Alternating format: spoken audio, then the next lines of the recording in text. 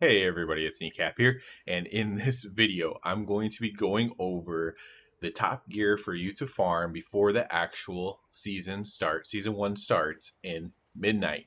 Now, as soon as the first reset hits, so that's March 3rd for NA, right?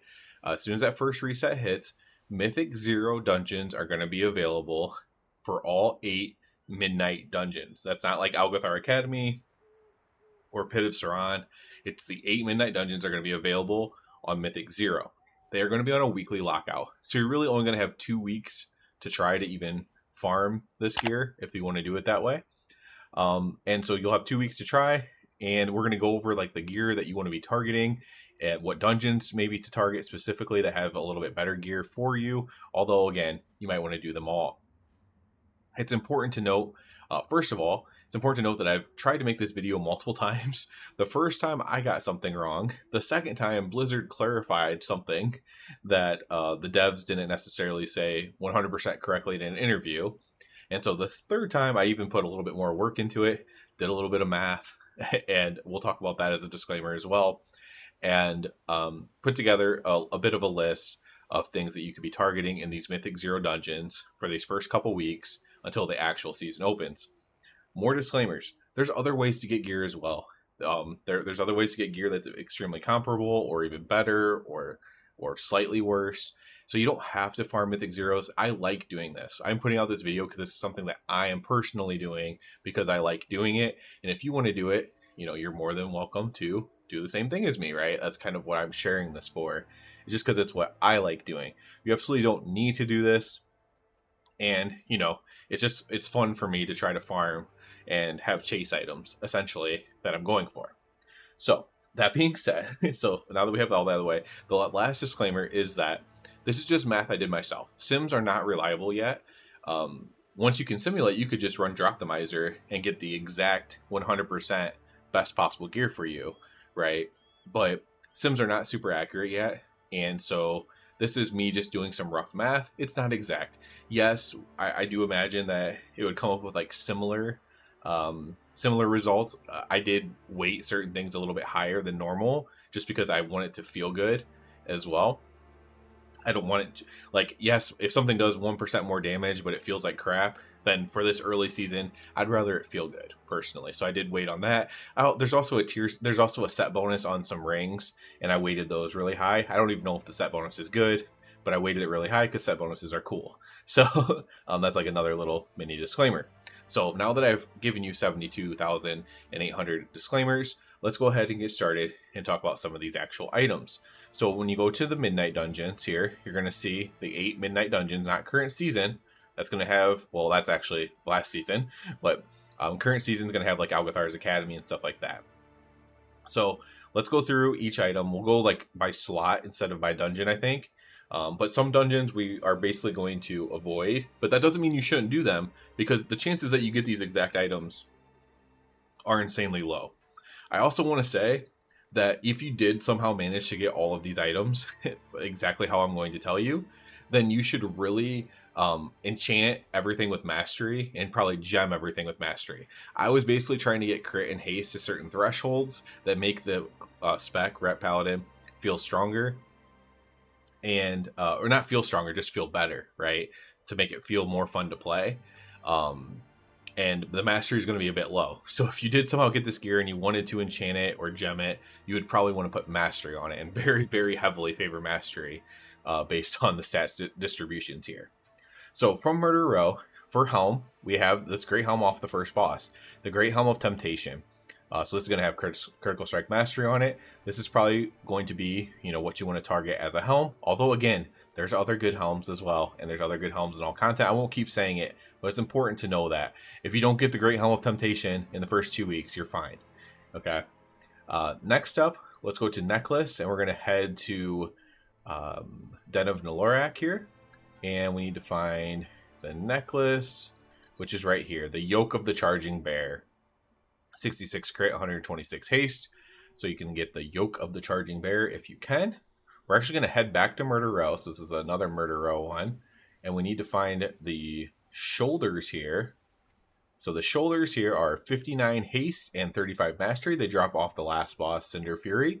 So you can try to get the Cinder Fury shoulder guards as your shoulder item. Next, we're going to head to Magister's Terrace, and we're going to be looking for a cloak here, right here, off the second boss, Defiant Defender's Drape, 32 crit, and 38 haste. That would be a good cloak for you to have, although, again, there are many good cloaks. We'll head back to Den of the Lorac, and we're going to find this chest piece off the second boss with 81 crit and 44 mastery.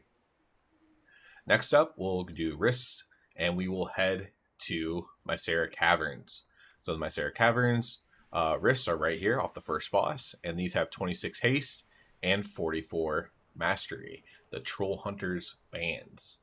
We're going to go back to the Den once again. So Den of Dolorak, you can kind of see, has a lot of good gear for us here. And we're going to look for these hands, which are the Bonds of Hashura off the last boss, like the yoke is. And that's 37 crit and 57 haste. Next up, we will actually head to the Windrunner Spire. And we are going to be looking at this waist off of the Derelict Duo here, which is 33 crit and 61 haste. We're going to head back to Magister's Terrace for our leg plates. Let's find our leggings here. And these are off the last boss, the leg plates of Lingering Dusk with 46 crit and 78 mastery. For feet, we're going to head back to Mycera Caverns. And we need to find our boots here, the foot wraps of Ill Fate, 57 haste and 37 mastery. And then the rings, we're going to just do the rings from Nexus Point Zenith. Again, I just completely lock these in, regardless of the stats. They are fine stats, but it's whatever. Omission of Light off the second boss, and Lurthaxian drops the Occlusion of Void. And these give you a set bonus. Abilities have a chance to unleash a Twilight Barrage at your target. It's very unlikely you're going to get both of these, and that's going to change your stats a lot, depending on, what other stats you have. They both have haste on them, for example. So what if you don't get a ring with haste on it? That could be way different for you. But I heavily weighted those just for the set bonus. I don't even know if the set bonus is good. For weapon, we're going to go back to Magister's Terrace once again. And we're going to look at the final boss here with the leg plates and the Whirling Void Cleaver, two-handed axe here with 76 haste and 49 mastery. Now, trinkets, I have not gotten into the trinkets yet because honestly, I never even really tested the trinkets at all from the non-seasonal dungeons anyways. So I would just be completely having to make up, which trinkets are the best. So for trinkets, use your common sense, use on uses if you're mostly doing dungeons, if you're in a raid, maybe an on use and a proc, things like that, right? And, on use, you want on use to give you stats instead of an on use that does damage typically, unless one of these is broken and I'm just not aware of it, right? But for trinkets, just kind of use your best discretion. We can just look at one for an example. Vessel of Tortured Souls, Mastery. That could be really good, especially because our mastery is a bit low.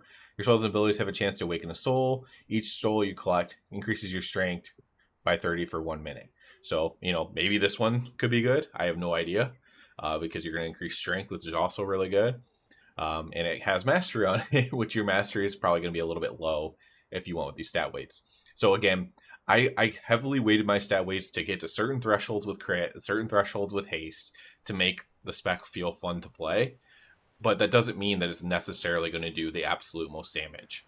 I just want to reiterate that, profusely, because if simulations are working really good and for Ret Paladin and you run Drop Optimizer, you're probably going to get a different set of gear and you're going to have different stats. But that doesn't mean it's going to feel good to play. And that's kind of my whole point of this.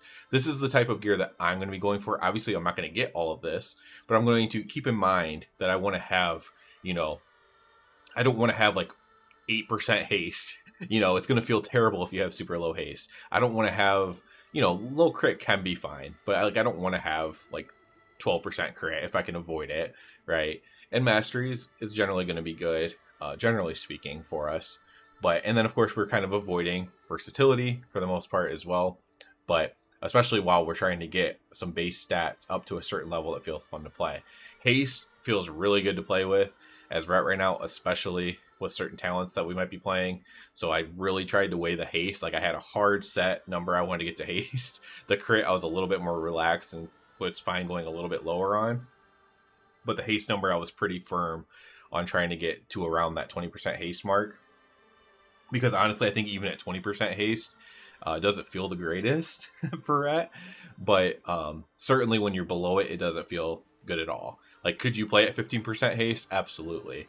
Do I recommend it? If you don't have to, then no. So, but you might have to play at 15% haste or something. That just might be the way the cookie crumbles. So if you're like me and you like chase items, you want stuff to think about and target and go for in these first couple weeks, like a best in slot type list or whatever to go for the first couple weeks, this video is for you. It's for myself as well. That'll be it for this one though, guys. As always, I do ask you to please subscribe to the channel. Subscribing to the channel helps out a lot.